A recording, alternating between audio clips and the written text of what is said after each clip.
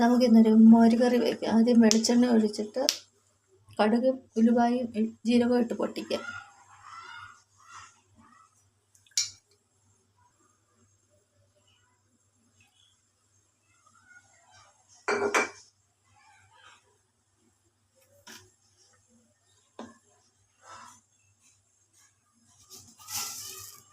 കടുകിട്ടു, തീ കൂട്ടി വെച്ച് നമുക്ക്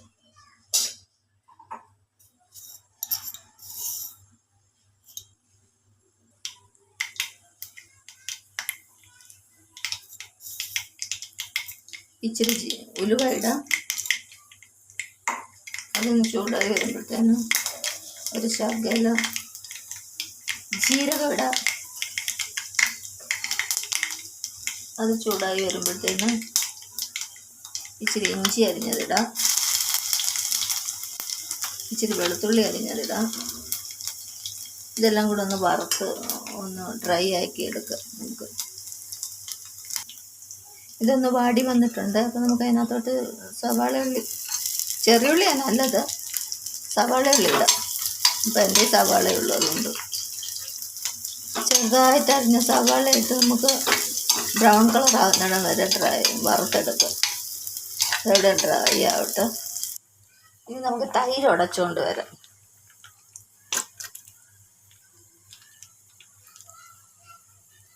തൈര് ഉടയ്ക്കട്ടെ. മിക്സിയുടെ ജാറിനകത്തിട്ട് ഒന്ന് ക്രഷ് ചെയ്താൽ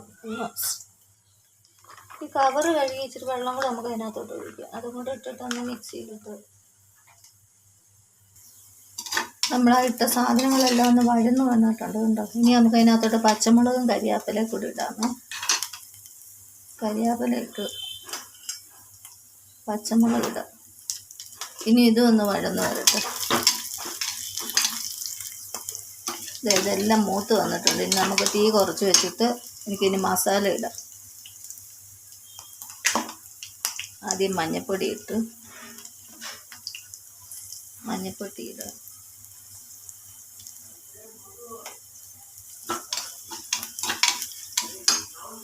അല്പം മുളക് പൊടി ഇടാം. ഇതെല്ലാം ഒന്ന് മൂത്ത് കഴിയുമ്പോഴത്തേന്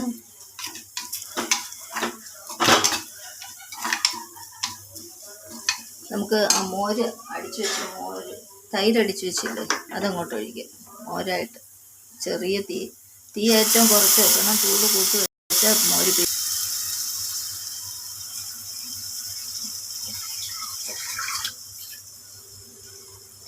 ഇനി മിക്സിയുടെ ജാറ് കലക്കി ഇച്ചിരി വെള്ളം കൂടെ ഒഴിക്കുക. എന്നിട്ട് തീ കുറച്ച് വെച്ച് നല്ല സിമ്മിലിട്ട് അത് ചൂടാക്കണം. ഈ ആവി ഇങ്ങനെ വരുന്നിടം വരെ ചൂടാക്കി എടുത്താൽ മതി. ഇപ്പോൾ ഉപ്പിടല്ല. സ്റ്റവെല്ലാം ഓഫ് ചെയ്ത് മോര് നല്ലതായിട്ട് തണുത്തതിൻ്റെ ശേഷം മാത്രമേ ഉപ്പിടാവൂ. മോര് കറി വയ്ക്കുമ്പോൾ അങ്ങനെയാണ് ഉപ്പിടേണ്ടത്, എന്നെങ്കിൽ അത് പിരിയാതിരിക്കത്തുള്ളൂ. ഇത് ചൂടാവട്ടെ.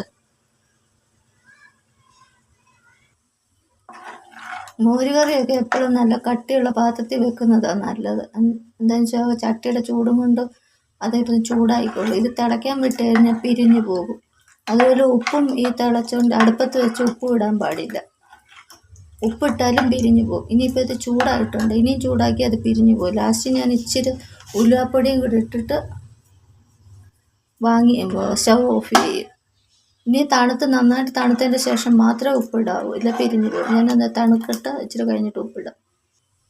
കണ്ടോ, സ്റ്റവ് ഓഫ് ചെയ്ത് എന്നിട്ടും അതിൽ ആ ചട്ടിയുടെ ചൂട് കൊണ്ട് അത് ചൂടായി കണ്ട് ആവി പറക്കുന്നത് കാണുന്നുണ്ടോ? കാണുമോ ഇല്ലയെന്നറിയത്തില്ല, ആവി പറക്കുന്നുണ്ട്. ഇനി ഇത് നല്ലതായിട്ട് തണുക്കാൻ അനുവദിക്കണം. എന്നിട്ട് ഉപ്പും കൂടി ഇട്ട് നമ്മുടെ മോര് കറി റെഡിയാവും. Okay, bye.